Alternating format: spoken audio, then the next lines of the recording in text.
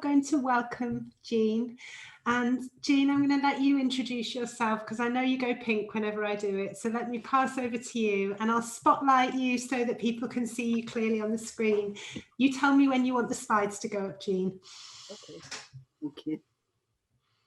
So, are we okay to go? We're all good to go. Oh, great, thanks. So let's bring up the slides then. Thanks, Claire. One of the things I very much like working with Claire's and colleagues and all colleagues in these projects, and it's just such fun. And what we're looking at is the idea that we're all researchers. And on to the next slide, please.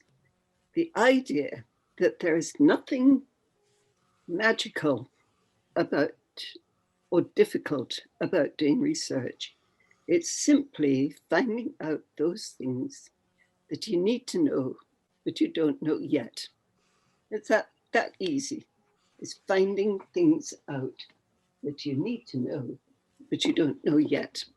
And here, can you read that? Because on my screen it's showing back to front, so I hope everyone can read it. But it's a nice book called Real World Research. And that's what we're doing in these projects. So it's looking at the real world. And the idea that I very much want to communicate today is the idea that here's you, Matchstick, and we are all in the real world, and we're all connected with the real world. And through the research that you're doing, you can turn, and you are turning, this size world into this size world. Because we've got the power to transform what other people think and these common views of who we are and what we're doing. So never forget, we've got the power to transform this into this. And the power lies in the fact that we are doing this lovely thing called real world research. And going on to the next slide, please, Claire. That research, and this is not only my idea, it's the idea of a chap called Appadurai, Ajahn Appadurai. He says that research is finding things out, but that then raises questions around how do we find out? And where do we look? And who do we ask? And what kind of questions do we ask? And there's a kind of automatic assumption that we go to the experts. There's an automatic assumption, and it's also reinforced by a lot of the literatures, that everyday people, ordinary people, can't think for themselves, can't do research, can't ask the right kind of questions.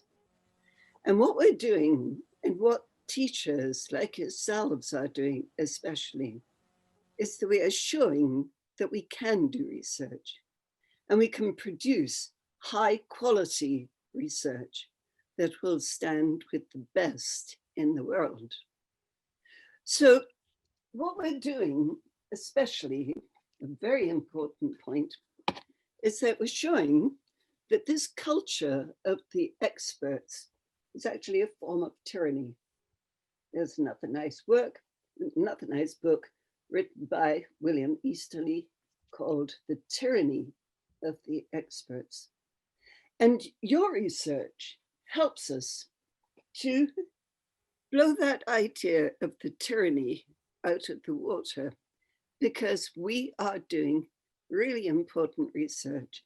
That is world research. It's real world research. It's not hidden away somewhere where we can't access it.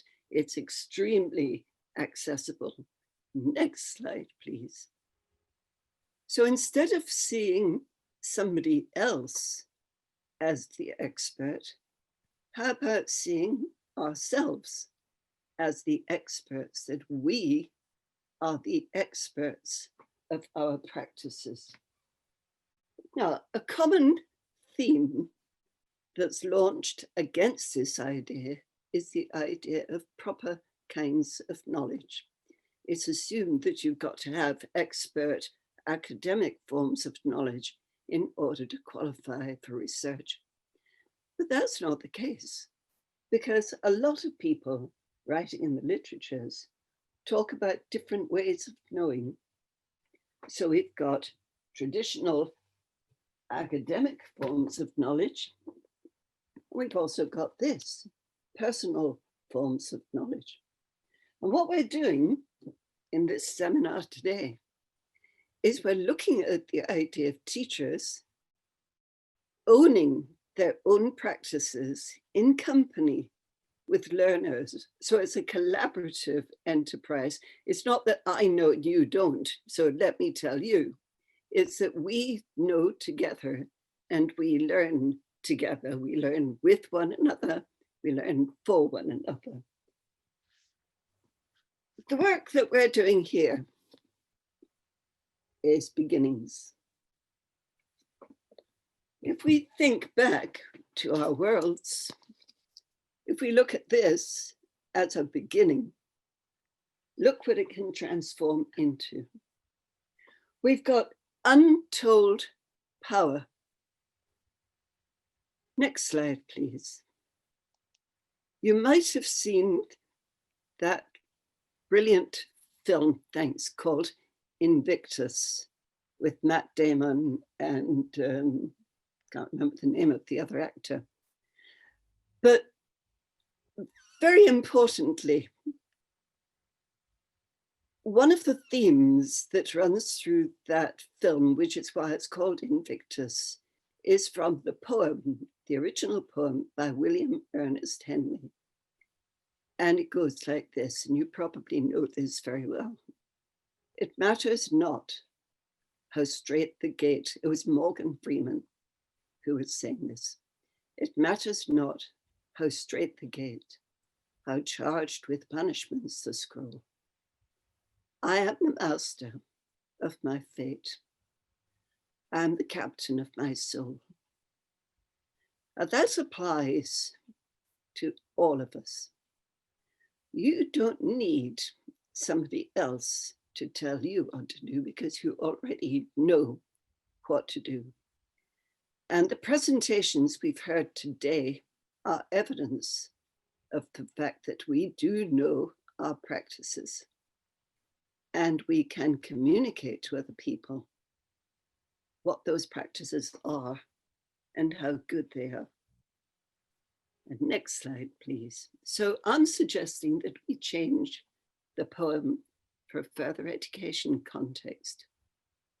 And we'll say, it matters not how straight the act is, how tough the task, how hard the strife. You are the expert of your practice. You are the captain of your life. Last slide. Thank you. And please contact me if you wish. It's so important that we have the confidence that what we are doing is high quality, real life research. We can influence what's going on in our world and turn it into a different place and enlarge it so that we share our world with everybody else on it. Thank you.